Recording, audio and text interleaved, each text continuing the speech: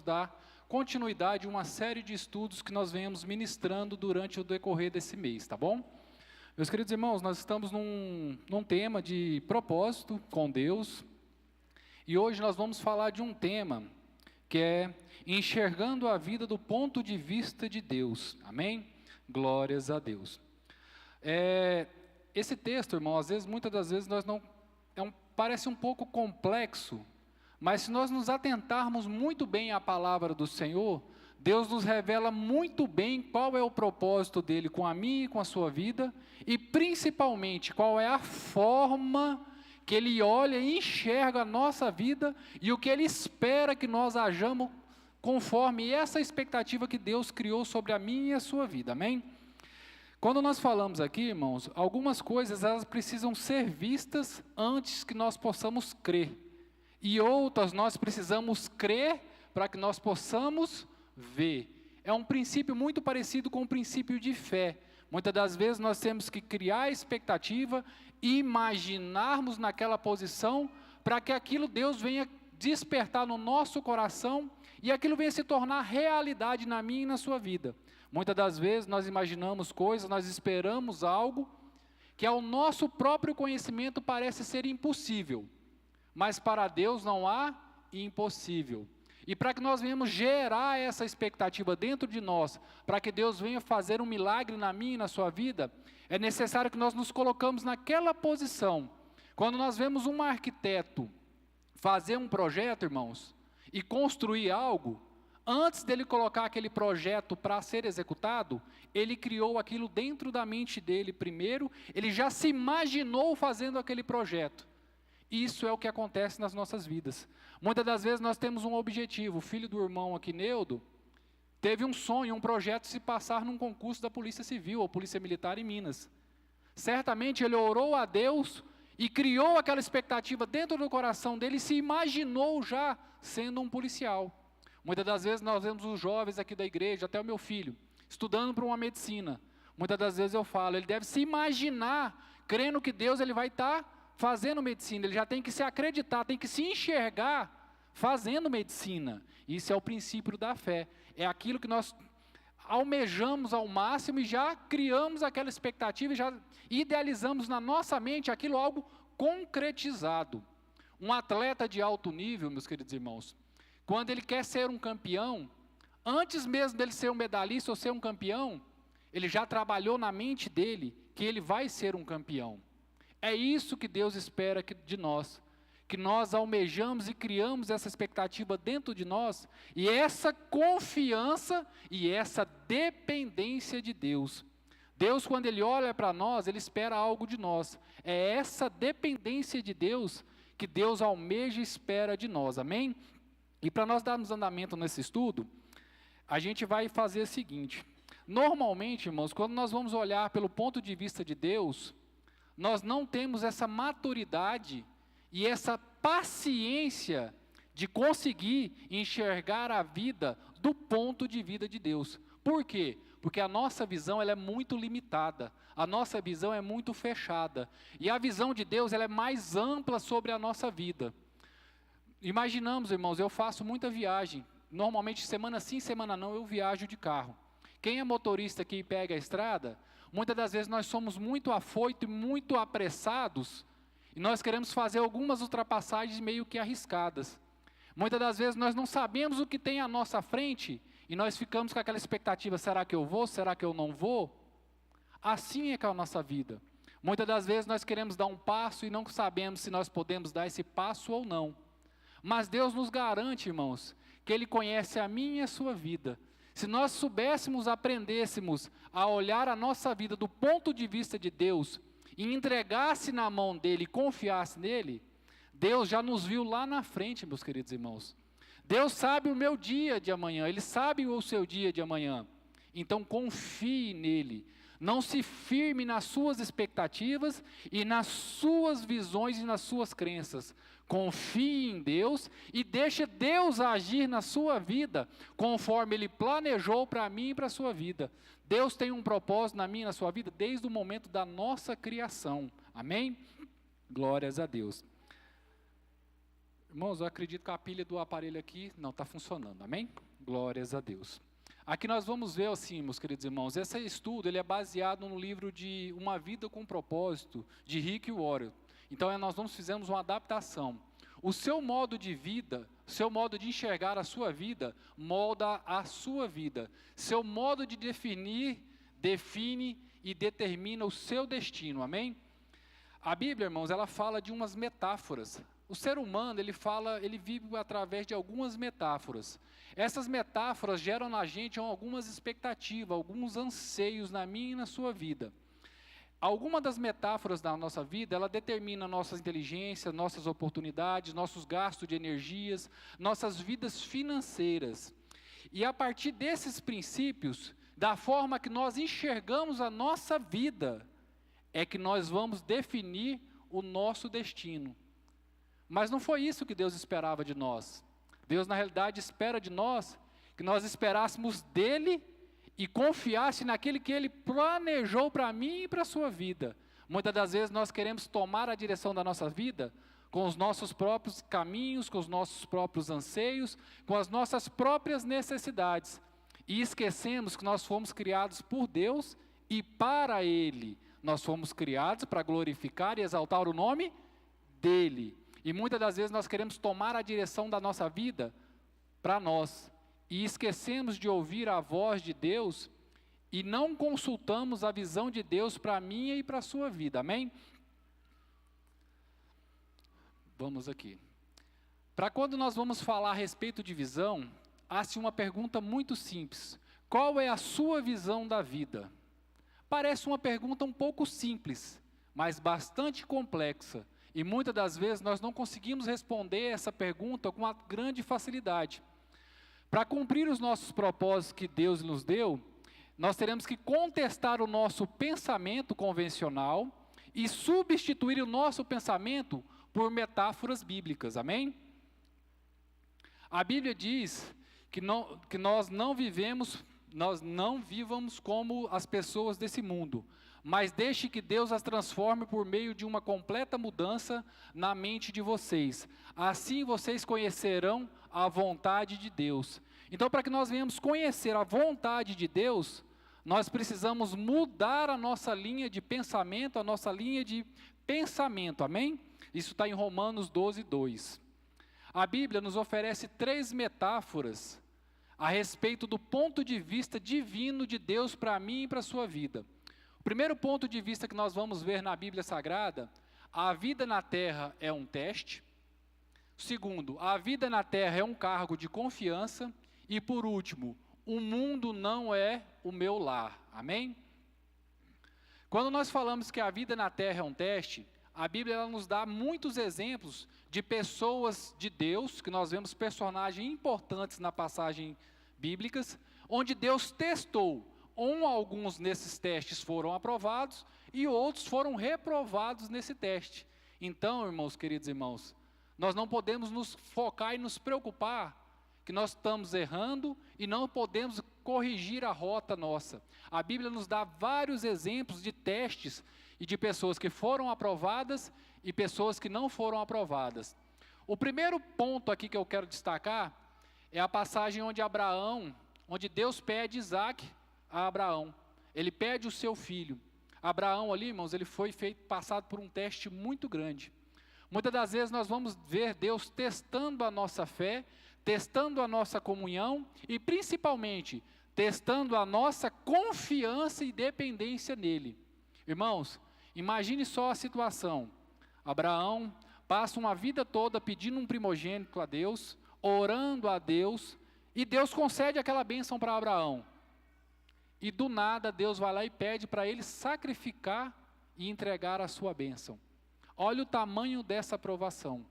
Muitas das vezes, irmãos, Deus, quando Ele quer nos testar e ver se verdadeiramente nós confiamos nele e dependemos dele, Deus vai nos levar ao nosso limite físico, mental e espiritual. Imagina a situação desse pai. Ele foi levado a todos os seus extremos.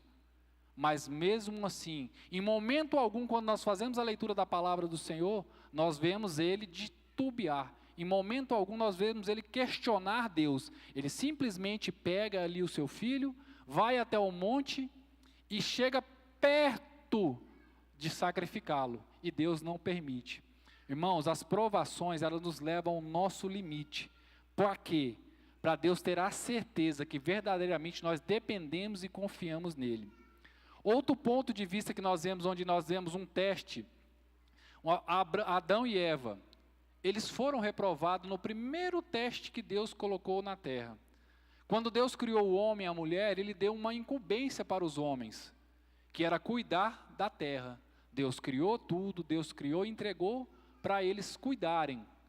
E só fez um único pedido, para que não tocasse naquele fruto. E mesmo assim, eles falharam no seu teste. Outro muito importante que nós vemos, uma história linda na Bíblia Sagrada, onde nós vemos Deus testar os homens. José do Egito. José, irmãos, passou por vários testes, e ele foi aprovado em todos os testes no qual ele foi provado. E Deus honrou José de uma forma tão grande, que ele criou uma função, um cargo no Egito que nem existia. Não existia a função de governador no Egito. Deus honrou ele de tal forma, que criou até um cargo abaixo do faraó, para que ele fosse honrado. Amém? Então você vai ver que vale a pena você cumprir os propósitos de Deus e principalmente suportar as provas de Deus. Amém? Há algo te esperando lá na frente. Deus tem algo de melhor para mim e para a sua vida. O problema nosso, irmãos, é que quando nós somos provados, as provações elas geram em nós dor, sofrimento, angústia, ansiedade. E a primeira coisa que nós fazemos quando nós somos provados é pedir para Deus tirar a provação de nós. E não é isso que Deus espera de nós. Ele espera que nós suportamos e nos tornamos dependentes dEle e nos aproximamos dEle quando nós somos provados. Então é esse o objetivo. Irmão, Deus não quer que nós perecemos. Ele não almeja com as provações nos colocar numa posição de desdém, uma posição de rebaixamento. Ele simplesmente espera, quando nós somos provados, buscarmos mais a Ele, nos aproximarmos mais dEle e termos mais comunhão com Deus. Outra provação que nós vemos na Bíblia foi uma provação permitida por Deus, que foi a provação de Daniel, quando ele levou todo o seu povo para o cativeiro babilônico. Daniel, Sadraque, Mesaque e Abednego, eles persistiram. E novamente nós vemos Deus honrar quem foi provado e permaneceu fiel a Ele. Todos eles receberam cargos de confiança na Babilônia, amém? Então, meus queridos irmãos, se Deus está te provando, se Deus está te colocando numa posição onde você está sofrendo, lutando, você está sendo provado, persevere mais um pouquinho, confie em Deus, persista nessa provação, não se afaste de Deus, se aproxime ainda mais da presença do nosso Senhor e Salvador, Jesus Cristo, amém? Glórias a Deus. O outro ponto de vista aqui que nós vamos ver é o segundo: a vida na terra é um cargo de confiança. Nessa segunda metáfora, nós aprendemos que nosso tempo e energia, inteligência e oportunidade, e relacionamentos, recursos, dádivas, tudo que nós temos aqui na terra, foi Deus quem nos deu. E Ele nos deu para com a confiança que nós viemos administrar esses bens. Desde quando Deus criou o mundo, meus queridos irmãos, Ele deu uma incumbência para o homem lá no Jardim do Éden, que era cuidar. Deus nos deu essa terra, foi para que nós viéssemos cuidar dela. Quando Ele fala que um cargo de confiança, é de confiança mesmo, irmão. Deus nos deu uma responsabilidade muito grande. Ele criou um mundo, criou um universo, Ele criou tudo que nós temos ao nosso redor. E Ele entregou nas nossas mãos, para que nós venhamos desfrutar, mas desfrutar com ordem, com decência e com prazer e principalmente com zelo das coisas do Senhor. Amém? Nós vemos aqui quando o autor fala a respeito desse ponto aqui, ele fala a respeito de um período que um exemplo bem simples que ele cita aqui é um momento onde é que a gente vai passar uma temporada na casa de uma pessoa. Às vezes vamos pegar aqui o irmão Marcelo, que vive viajando para a praia aqui, irmãos. Eu nunca vi uma pessoa viajar tanto para a praia igual o irmão Marcelo. Quem? Ah, é? O seu irmão, pastor Neves? Assim, irmãos, quando nós vamos passar a temporada na casa de um amigo, a pessoa vai lá e nos empresta aquela casa. Nós sabemos que aquela casa ela não é nossa. Só que essa pessoa fala para nós desfrutarmos daquele local, daquele ambiente, com tudo que ele nos oferece. Nós vamos, nós desfrutamos, nós cuidamos, nós temos momentos de prazer ali. Mas nós sabemos que aquela casa não é nossa. Nós temos um cuidado maior com essa casa do que nós temos com a nossa própria casa. Por quê? Nós sabemos da responsabilidade e sabemos que aquilo não é nosso. Aquilo é de outra pessoa. E na terra é a mesma coisa, meus queridos irmãos. Nós estamos aqui, mas isso aqui não é nosso. Isso aqui é de Deus. E Deus nos confiou uma responsabilidade, um cargo de confiança, para que nós venhamos cuidar e administrar tudo que nós temos aqui na terra. E um dos pontos que nós temos mais dificuldade de administrar na terra são os bens materiais. Deus muitas das vezes nos abençoa tão grandemente, nos enche de presentes, nos enche de bênçãos materiais, e nós não sabemos lidar com esses bens materiais. Muitas das vezes, quanto mais nós temos, mais distante nós começamos a ficar de Deus.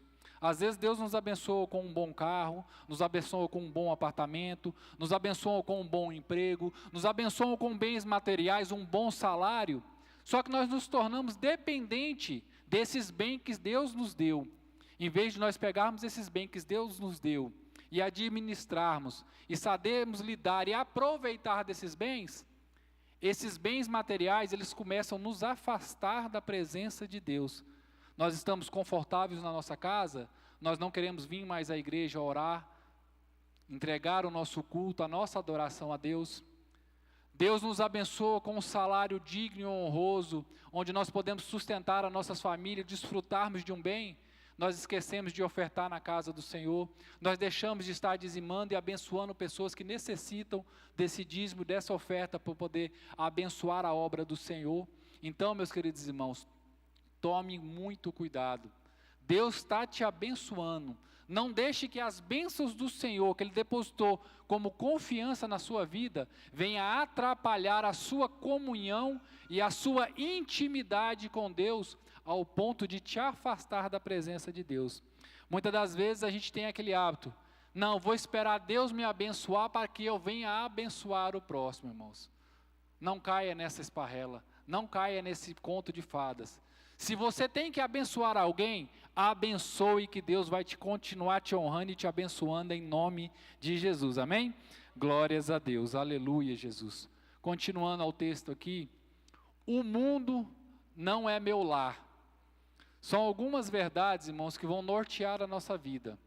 A nossa vida, ela é muito curta. Mesmo que nós vivamos mais de 100 anos, ela é breve. E nós temos que aprender a desfrutar desse breve período que nós passamos aqui nessa terra. Nós temos que desfrutar das bênçãos do Senhor, sabendo que a nossa passagem aqui, ela é temporária. Nós não viemos para ficar aqui. Nós não somos daqui. A nossa morada não é aqui. A nossa morada é no céu. Nós estamos de passagem. E o objetivo que Deus nos colocou aqui, irmãos, é na expectativa de nós aprendermos, passarmos por testes e estarmos preparados para ir morar com Ele no céu. Quando Jesus esteve aqui, Ele nos fez uma promessa, que Ele viria, voltaria, iria ao Pai, ia preparar um local e voltaria para nos buscar.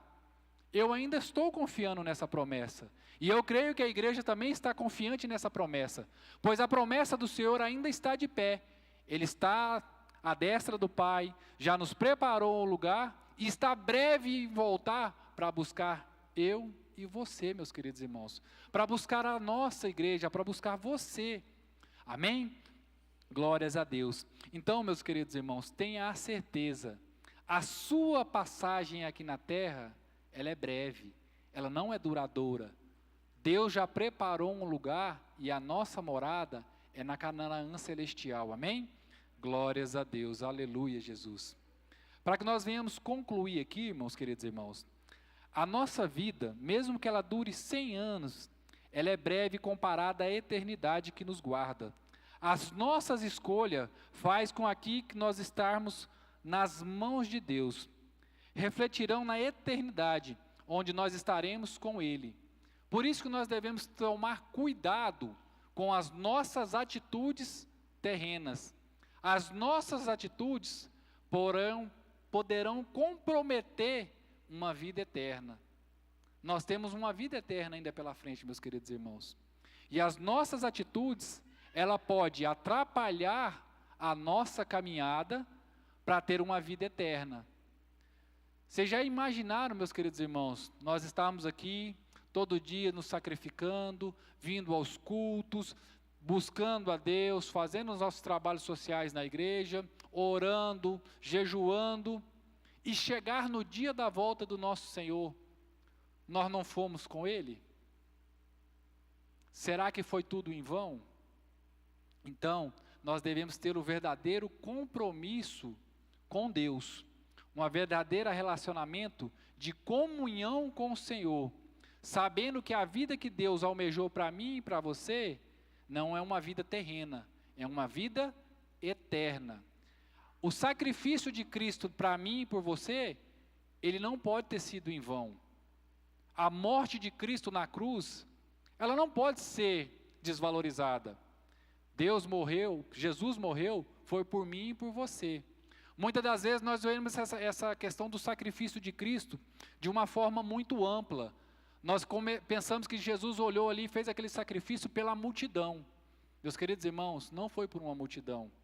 Quando Deus olha para mim e para você, Ele olha de uma forma singular. Ele enxerga você individualmente. Ele não olha a multidão. Quando Deus olha para você, Ele olha para você como ser indivíduo. Você mesmo. Ele conhece você nos mínimos detalhes. Ele conhece o seu agir, Ele conhece o seu levantar, Ele conhece o seu coração. Ele olha toda essa humanidade aqui, toda essa relação de pessoas, mas Ele te conhece pelo seu nome. Quando Ele olha para você, Ele espera de você. Ele não espera da multidão. Então, meus queridos irmãos, tenha a certeza. Deus morreu, não foi pela multidão, Ele morreu foi por você. Ele teve o sacrifício de cruz, morte no Calvário, foi por você, não foi por uma multidão.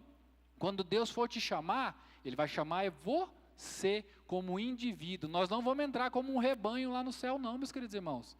Nós vamos entrar de forma individual, um a um. Amém? Glórias a Deus.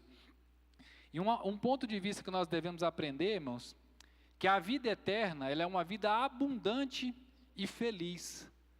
Deus nos dá a garantia que a morada no céu será uma vida eterna de gratidão, adoração e louvor a Deus com alegria. Amém? Glórias a Deus. Glorificado e exaltado seja o teu santo nome. Irmãos, para poder concluirmos desse ponto de vista de Deus, algo muito importante que nós precisamos ver é essa questão do relacionamento com Deus. Quando Deus nos criou, Ele nos criou, não foi para estar distante dEle. Deus jamais criou o homem pensando em estar distante de ter um relacionamento com Ele. Quando Deus nos criou, Ele nos criou buscando que nós tenhamos o quê? Um relacionamento individual, direto e próximo. Quando nós vemos Gênesis na criação do homem, a Bíblia fala que Deus ia até o jardim diariamente e falava, conversava, tinha um momento de diálogo com Adão. É isso que Deus espera de nós quando Ele enxerga a nossa vida.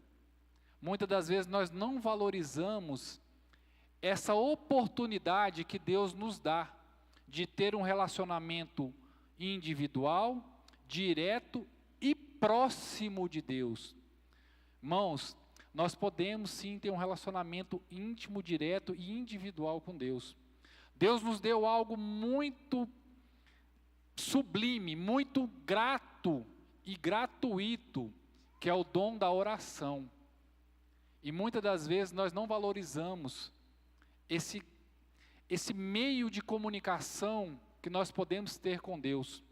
É tão gratificante quando nós entramos no nosso quarto, num lugar recinto, reservado, para que nós podamos dobrar o nosso joelho, orar a Deus, sentir a presença dEle naquele ambiente e, principalmente, ouvir a voz de Deus nos nossos ouvidos, irmãos. Não há algo mais gratificante. É isso que Deus espera de nós, que nós o busquemos, que nós o busque cada dia mais e mais em intimidade, para termos relacionamento íntimo. É intimidade, comunhão. Irmãos, Deus não nos criou para ficar distante dele, não. Em momento algum, na criação, nós vemos um Deus distante da sua criatura. Irmãos, não há nada melhor do que nós sermos guiados por quem nos criou. Aprendam uma coisa, não tem pessoa no mundo melhor para cuidar de algo que foi o próprio Criador. Deus criou você, Deus nos criou para cuidar de nós. E Ele espera que nós confiamos esse dom de Deus na minha e na sua vida. Então, meus queridos irmãos, aprenda algo muito importante na forma que Deus olha para você. Ele olha para você como um pai criador que cuida e sabe o que há de acontecer na sua vida lá na frente. Deus já viu o que vai acontecer na sua vida no amanhã. Então, meus queridos irmãos, entregue essa sua vida, as suas dúvidas, os seus anseios, as suas necessidades, naquele que já viu o amanhã. Ele sabe o que vai acontecer na sua vida amanhã. Então, meus queridos irmãos, não geres frustrações, expectativas furadas, em algo que Deus já sabe e tem o controle da minha e da sua vida, amém? Se coloque de pé nessa noite, eu quero orar por você, eu quero orar juntamente com a igreja, para que verdadeiramente, meus queridos irmãos, nós venhamos reconhecer que nós temos um Deus Criador, um Deus Pai, que cuida e sabe de tudo o que está acontecendo na minha e na sua vida. E jamais se esqueça, Jesus morreu na cruz, foi por você, não foi por uma multidão. Ele escolheu, foi você, amém? Senhor, meu Deus e meu Pai. Pai, eis aqui a nossa igreja, meu Senhor e meu Deus. Pai, muitas das vezes nós temos dúvidas e não compreendemos os propósitos de Deus sobre a minha e sobre a sua vida. Pai, mas em nome de Jesus, meu Senhor e meu Deus, a tua igreja se coloca de pé nessa noite, em clamor, em oração, buscando a tua presença, ó meu Senhor e meu Deus. Pai, mesmo que nós não conhecemos, não sabemos quais são os seus propósitos, quais são os seus objetivos para a nossa vida, ó meu Senhor e meu Deus. Pai, nós declaramos nessa noite que nós somos dependentes de Ti, nós queremos cada dia mais e mais nos tornarmos ainda mais dependentes da Tua presença. Pai, enche-nos com a presença do Teu Espírito Santo, ó meu Senhor e meu Deus. Pai, toma a direção da vida de cada um dos Teus filhos, ó meu Senhor e meu Deus. Pai, em nome de Jesus, sê comigo, sê com essa igreja, sê com o teu povo, ó meu Senhor e meu Deus. Pai, repreenda todo mal, toda seta, toda inveja, todo impedimento que há sobre a vida de cada um dos teus filhos. Pai, em nome de Jesus, nós não sabemos quais são as lutas que os teus filhos estão passando, nós não sabemos quais adversidades eles estão enfrentando. Pai, mas enche o coração dos teus servos de determinação, de expectativas, de perseverança, meu Senhor e meu Deus. Pai, que eles possam confiar cada dia mais em Ti, ó meu Senhor e meu Deus, para que as lutas venham, mas eles tenham a certeza que o Senhor está junto com eles, segurando na sua mão, firme e forte, ó meu Senhor e meu Deus. Não importa o tamanho da adversidade, não importa o tamanho da dificuldade, não importa o tamanho do impossível que se encontra à frente da vida de cada um dos teus servos, ó Pai. O Senhor é um Deus de impossível e faz milagre no meio do teu povo, em nome de Jesus, amém? Glórias a Deus, aleluia, Jesus. Eu agradeço a minha oportunidade em nome de Jesus, amém? Aleluia, glória a Deus. Buscai primeiro o reino de Deus e a sua justiça, e as outras coisas. Buscai primeiro o reino de Deus e a sua justiça, e as outras coisas vos serão. Aleluia, glória a Deus. Para finalizar, vou chamar o pastor Neves para a oração final e bênção apostólica após o louvor.